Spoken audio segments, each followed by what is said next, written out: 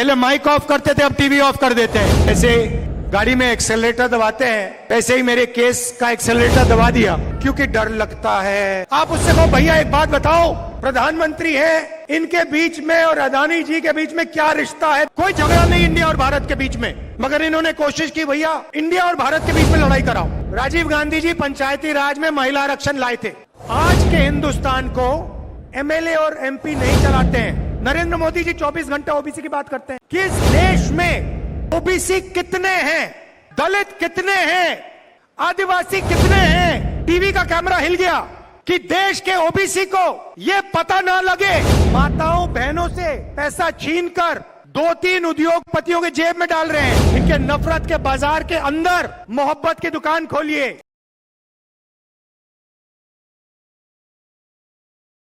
आप दूर दूर से आए हैं, जैसे राजस्थान में रणथंभौर है। रणथंभौर में अगर आप जाएं, आप गए होंगे, तो वहां पे एक शेर को देखने घंटे लग जाते हैं। मतलब ढूंढो उसको, 6-7 घंटे लगते हैं और फिर एक झलक दिखती है, भाग जाता है। आप में से लोग गए होंगे रणथंभौर। यहाँ पे पहली बार मैंने देखा है कि हजारों बब्बर शेर एक साथ बैठे हुए हैं, शांति से बैठे हुए हैं। अहंकार नहीं है, नफरत नहीं है, मोहब्बत है, इज्जत है, प्यार है। ये फर्क है बीजेपी में और कांग्रेस पार्टी में। विचारधारा की लड़ाई चल रही है। कुछ दिन पहले मैंने पार्लियामेंट में अदानी जी वाला भाषण दे दिया, देखा होगा आपने, पार्लियामेंट में देखा। अब इनकी नई आदत है, वो टीवी ऑफ कर देते हैं। पहले माइक ऑफ करते थे, अब टीवी ऑफ कर देते हैं। तो पता नहीं आप में से सबने देखा या नहीं देखा, मगर बीजेपी वालों ने जरूर देखा। और उसके बाद मेरी जो लोकसभा की सदस्यता है उसे रद्द कर दिया। जैसे गाड़ी में एक्सेलरेटर दबाते हैं, वैसे ही मेरे केस का एक्सेलरेटर दबा दिया और 2 दिन में मतलब निर्णय ले दिया। पहली बार हिंदुस्तान में डिफेमेशन के लिए मैक्सिमम पनिशमेंट 2 साल की मेरी लोकसभा की जो मेंबरशिप है रद्द कर दी। क्योंकि डर लगता है। जैसे ही 2 चीजें हैं, आप एक काम करो, कांग्रेस पार्टी के बब्बर शेरों, कोई भी बीजेपी का कार्यकर्ता आपके सामने आए, अदानी नाम ले लो, भग जाएगा। एक से उसको सामने खड़ा होगा, आएगा, वो कुछ भी कहे, आप उससे कहो भैया एक बात बताओ, प्रधानमंत्री है, इनके बीच में और अदानी जी के बीच में क्या रिश्ता है? बीजेपी वाला भग जाएगा। उसके बाद दूसरा भाषण दिया, तारीखें आप मिला लीजिए। जैसे ही मैंने लोकसभा में भाषण दिया, वैसे ही मेरे केस पर एक्सेलरेटर दबा दिया गया। इंटरनेशनल फाइनेंशियल अखबार में अदानी जी के बारे में कहानी आती है। मैंने प्रेस कॉन्फ्रेंस किया, जिस दिन प्रेस कॉन्फ्रेंस किया उस दिन नरेंद्र मोदी जी ने स्पेशल सेशन लागू कर दिया। पहले महिला आरक्षण की बात नहीं थी, आपको याद होगा, पहले हिंदुस्तान के नाम को बदलने की बात थी, याद है आपको, इंडिया से भारत। अब पहली बात कॉन्स्टिट्यूशन में साफ लिखा है इंडिया दैट इज भारत, मतलब दोनों नाम कॉन्स्टिट्यूशन में है। मगर ये इन्होंने पहले नया बहाना बनाया। कोई झगड़ा नहीं इंडिया और भारत के बीच में, मगर इन्होंने कोशिश की भैया इंडिया और भारत के बीच में लड़ाई कराओ। थोड़े दिनों में उनको पता लग गया कि जनता इसको एक्सेप्ट नहीं करेगी, प्रॉब्लम हो गई। अब स्पेशल सेशन में क्या करें? स्पेशल सेशन तो अनाउंस कर दिया, अब क्या करें? चलो महिला आरक्षण की बात करते हैं। महिला आरक्षण का हमने पूरा समर्थन किया है। राजीव गांधी जी पंचायती राज में महिला आरक्षण लाए थे।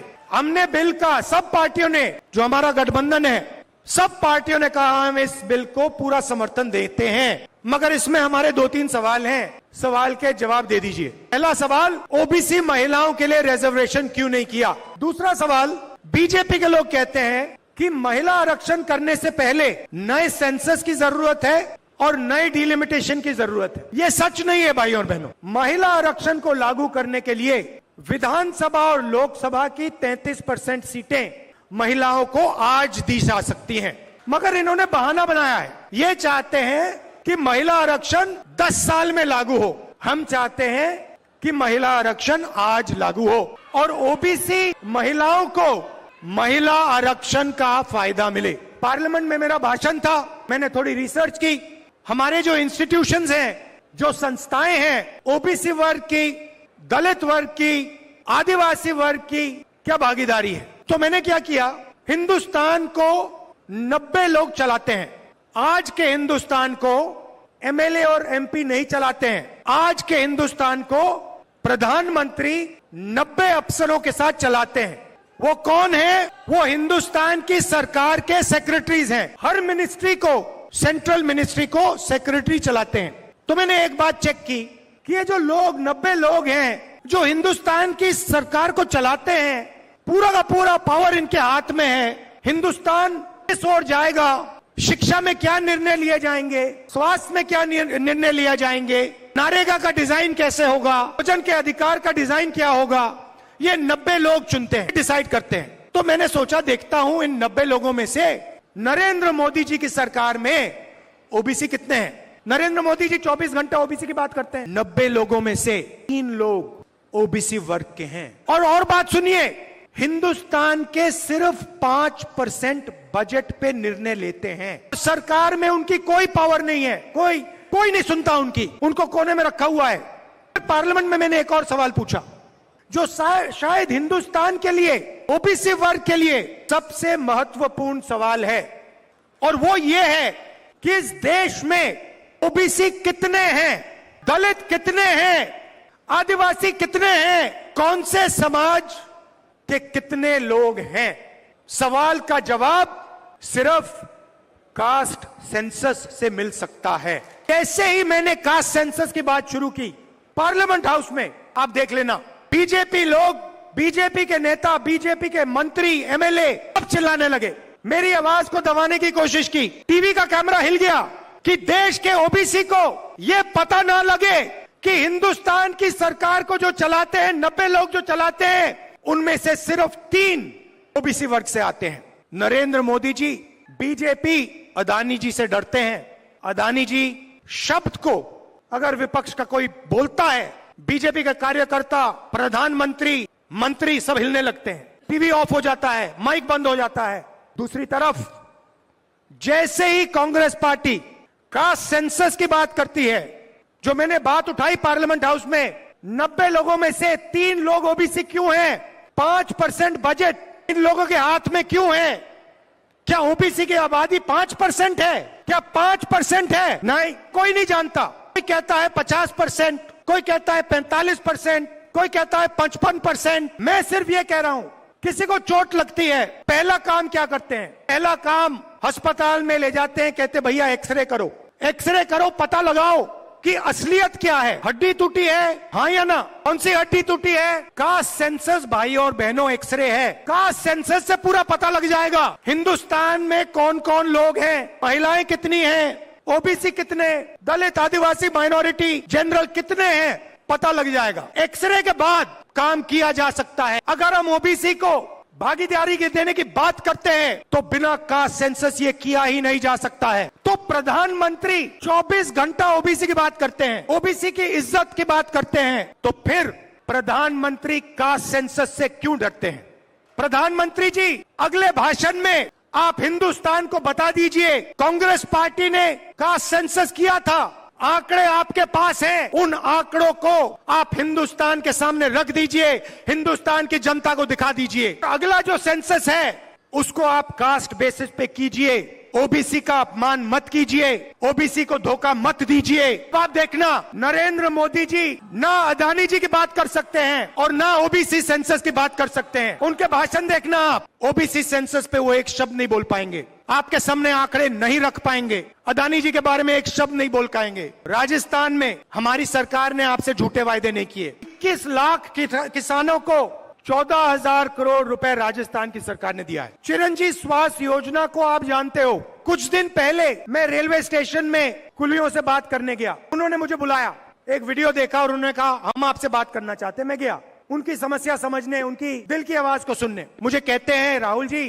राजस्थान की सरकार ने जो स्वास्थ्य पे काम किया है उसने हमारी जान बचा दी, हमारे घुटने खत्म हो गए, हम वजन नहीं उठा पा रहे हैं, राजस्थान की सरकार ने हमारी मदद की, हम ये कभी नहीं भूल सकते। शिक्षा में 3600 इंग्लिश मीडियम स्कूल हमने खोले हैं। अब आप एक काम कीजिए, मैंने एक काम किया इसलिए मैं बोल रहा हूं आपको। लोकसभा में मैं आपको एक बात बताता हूं, लोकसभा में एक दिन मैंने देखा बीजेपी के एमपी अंग्रेजी के खिलाफ लंबा भाषण दे रहे हैं और हिंदी के बारे में बोल रहे हैं। हिंदी सबको सीखनी चाहिए मगर अंग्रेजी भी सीखनी चाहिए। दुनिया में अगर आप किसी से बात करना चाहते हो, आपको अंग्रेजी की जरूरत होगी। हिंदुस्तान में अगर आप किसी से बात करना चाहते हो, आप हिंदी में कर सकते हो, दोनों की जरूरत पड़ती है। बाद में मैं गया पीछे और मैंने उनसे पूछा, भैया एक बात बताइए। पीछे गया, मैंने कहा उनसे, भैया एक बात बताइए, आपने अंग्रेजी के खिलाफ बात की, आपके जो बच्चे हैं वो हिंदी मीडियम स्कूल में जाते हैं या अंग्रेजी मीडियम स्कूल में? इंग्लिश मीडियम स्कूल में जाते हैं। मतलब ये चाहते हैं कि इनके बच्चे अंग्रेजी सीखें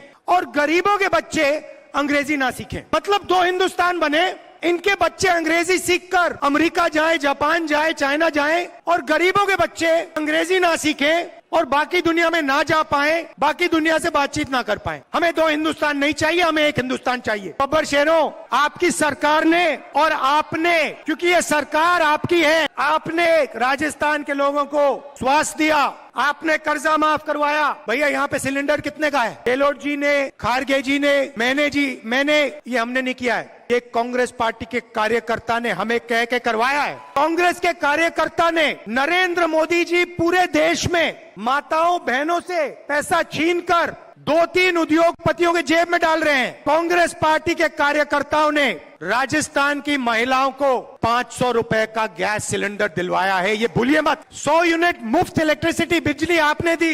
इंदिरा रसोई में 8 रुपए के लिए खाना आप देते हो। मैंने आपको हथियार दिए हैं। चुनाव का समय है, बीजेपी के कार्यकर्ता आपके सामने आएंगे, 2 सवाल पूछिए। कास्ट सेंसस क्यों नहीं करवा रहे हो? दानी जी को आपने कितना फायदा पहुंचाया, देश को बता दो। हमने आपको स्वास्थ्य दिया, 500 रुपए का सिलेंडर दिया, कर्जा माफ किया, ये आपके हथियार हैं। मैदान में जाइए, सच्चाई रखिए और ये जो नफरत फैलाते हैं, इनके नफरत के बाजार के अंदर मोहब्बत की दुकान खोलिए। धन्यवाद, जय हिंद।